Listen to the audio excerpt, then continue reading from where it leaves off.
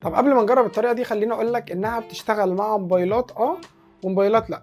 فهنشوف هتشتغل معانا النهارده ولا لا، وممكن ما تشتغلش معايا بس تشتغل معاك. ورجعنا لكم في فيديو جديد على قناه ريفيو تك. ايه الاخبار؟ عاملين ايه؟ بقالنا طبعا اكتر من 4 شهور ما نزلناش فيديوهات على القناه، ولكن الفتره دي ان شاء الله هنرجع نستمر ونحاول على قد ما نقدر اننا ننزل فيديو كل اسبوع. الفيديو بتاع النهارده يهم كل واحد معاه موبايل سامسونج، وبالذات لو انت مشتري موبايل سامسونج من بره. انا مثلا الموبايل الشخصي بتاعي اللي انا بستعمله هو السامسونج جالاكسي النوت 20 الترا. الموبايل ده النسخه السناب دراجون اللي هي ما بتنزلش في مصر بشكل رسمي، وده كنت جايبه من الناب ستور. الموبايل ده السوفت وير بتاعه هو مش سوفت وير مصري، يعني بيبقى فيه كودك كده، الكودك بتاعه هو مش كودك بتاع مصر، فما فيهوش تسجيل المكالمات. عشان كده النهارده انا جاي لك بالفيديو ده لو انت معاك اي موبايل سامسونج ما فيهوش وضع تسجيل المكالمات او خاصيه تسجيل المكالمات. في الفيديو بتاع النهارده انا اعلمك ازاي تحول الكودك بتاع الموبايل السي اس سي بتاع الموبايل ان هو يبتدي يدعم تسجيل المكالمات. كل اللي تحتاجه الموبايل بتاعك وكيبل تايب سي او ايا كان الكيبل بتاع موبايلك علشان تعرف توصله على الكمبيوتر، وهنحتاج كمبيوتر. وكالعاده معاكم محمد ابو اليزيد، قناه ريفيو تك، ويلا بينا ندخل في تفاصيل الفيديو.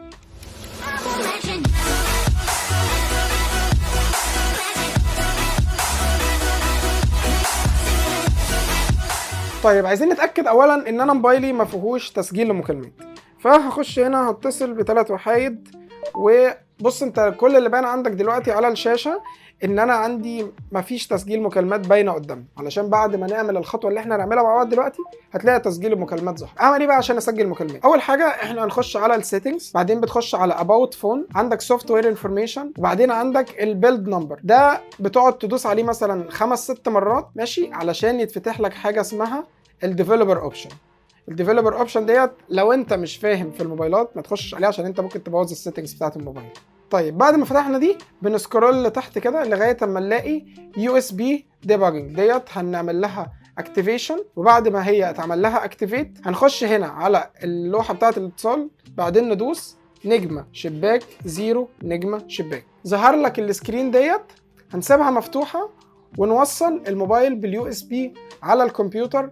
ولكن في برنامج كده او فايل هنحتاج ان احنا نعمل له داونلود، هسيب لك اللينك بتاعه في الديسكريبشن بتاع الفيديو. طيب انا فتحت الكمبيوتر بتاعي ودخلت على الفايل اللي انتوا هتعملوا له داونلود من الديسكريبشن بتاع الفيديو ده. اول ما تفتح البرنامج بيقول لك في ابديت عايزين نعمله، ما انصحكش انك تعمله، هقول لك ليه كمان شويه. في عندك هنا المربع دوت، المربع ده هنكتب فيه اختصار الدوله بتاعتنا واللي هي مصر، فهنكتب اول 3 حروف اللي هم الاي جي واي.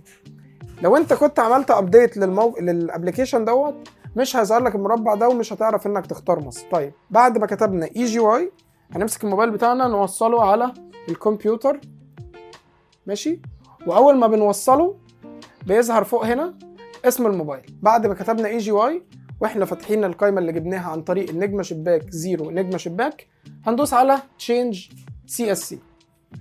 هياخد ثواني بسيطه كده، ويا اما الموبايل هيعمل ريستارت لوحده او هيطلب منك ان انت تعمل له ريستارت. بعد ما نعمل ريستارت ونيجي نجرب اننا نتصل بحد هنلاقي التسجيل المكالمات ظهرت عندنا اهو. بص بيقول لك changing to CSC Egypt.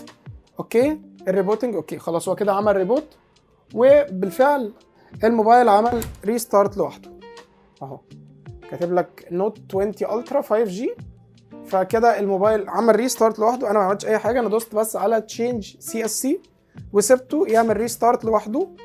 المفروض لما هيفتح ونيجي نخش على المكالمات نيجي نعمل مكالمه نلاقي تسجيل المكالمات ظهر. طيب عقبال ما الموبايل يفتح خليني اقول لك والله ان انا بحب الموبايل ده جدا. الموبايل ده كان من العظماء، ده تقريبا اخر فلاج شيب لسامسونج يجي بكل الاكسسوارز اللي انت محتاجها. يعني هو جاي معاه الشحن ال 25 واط بتاعه، جاي معاه كفر شفاف، جاي معاه سكرين بروتكتور كانت راكبه عليه، كان جاي معاه السماعه الاي كي جي التايب سي. فالموبايل ده انا بحبه جدا. طيب الموبايل فتح اهو، بس عايزين نسجل نعمل سكرين ريكورد عشان انتوا تبقوا شايفين برضو معايا. طيب اخيرا الموبايل لقط شبكه وهنجرب اننا نتصل. هو ما ظهرش تسجيل المكالمات عادي خالص.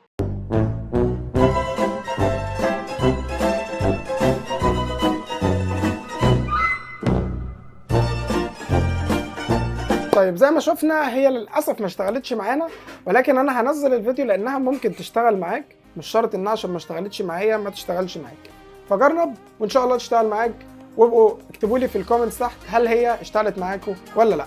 وكالعاده كان معاكم محمد ابو اليزيد قناه ريفيو تك. يا ريت لو الفيديو عجبكم ما تنسوش تعملوا لايك للفيديو، سبسكرايب في القناه وتفعلوا الجرس عشان اي فيديو جديد لما ينزل يوصلكم على طول. ونتقابل في الفيديوهات الجايه، والى لقاء اخر ان شاء الله. سلام.